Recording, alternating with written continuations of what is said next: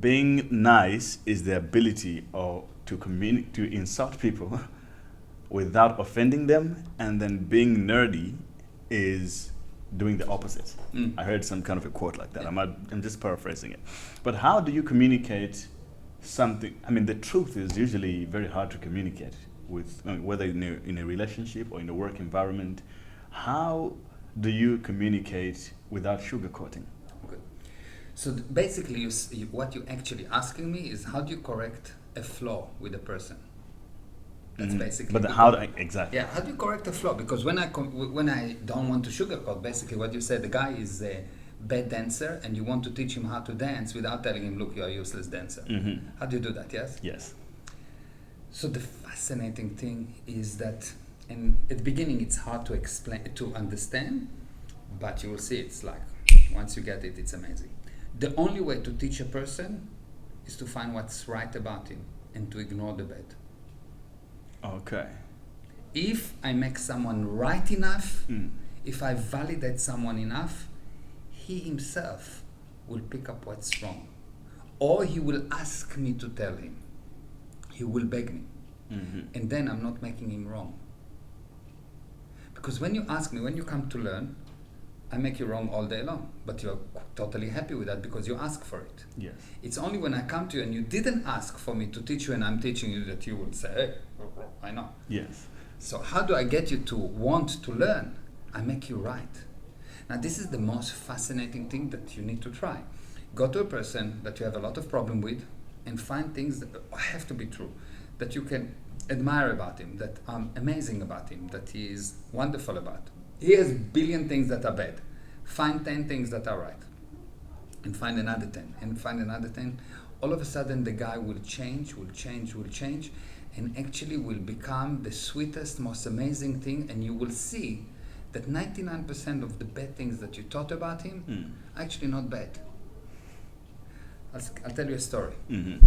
There was this lady that got married, and she got a mother-in-law. By the way, you know what's the punishment for bigamy? You know, when you have more than one wife. No. Like if you have 2 wives, you get 2 mother-in-laws. Is that a punishment? Okay. Anyway, so she had a mother-in-law, and she hated that lady. Like, she was a devil, but seriously, she was like the worst person. Everyone said that she's the devil. Everyone knew she's the devil. And actually, the devil was nice next to her.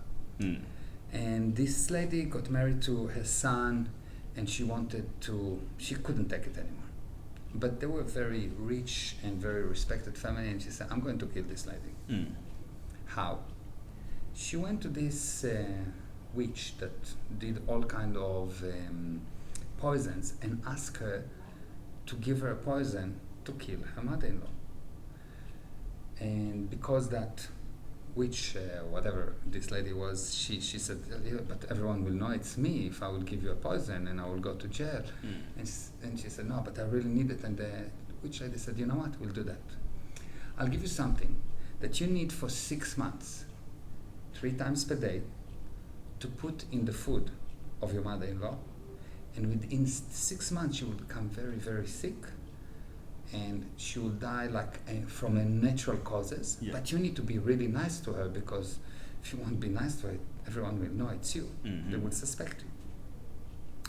Anyway, they agreed, and this lady came to the mother-in-law 3 times per day, was nice to her, gave her the poison, gave her the poison.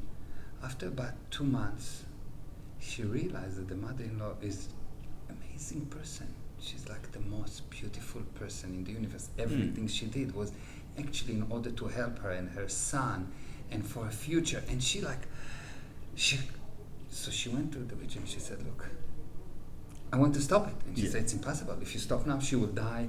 And it's like a drug. You cannot stop it in the middle. She will die. And she said, no, I will. She said, we have to stop it. And the witch said, it's just impossible. She said, look, I'll do anything. She said, what do you mean anything? You wanted to kill her? No, I had a misunderstanding.